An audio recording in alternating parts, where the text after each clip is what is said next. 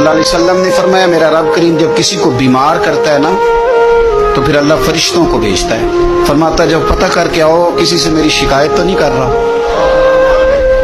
تو فرشتے جا کے عرض کرتے ہیں مالک اس کے پاس تو جو بھی آیا نا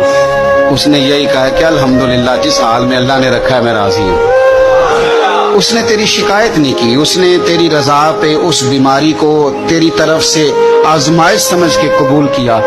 میرے نبی کریم علیہ الصلوۃ والسلام فرمانے لگے، رب فرماتے ہیں فرشتوں گواہ ہو جاؤ، اگر میں اسے اس بیماری سے شفا دوں گا تو جو اس کے پاس خون ہے اس سے بہتر خون اسے عطا کروں گا، اور جو اس کے پاس گوشت ہے اس سے بہتر اسے گوشت عطا کروں گا، اور اگر میں اسے اس بیماری میں وفات دوں گا تو پھر میں اسے جنت عطا کروں گا۔ اگر شفا دوں گا تو بہترین شفا دوں گا، اور اگر وفات دوں گا تو پھر جنت دوں گا۔ جب آپ حوصلے کے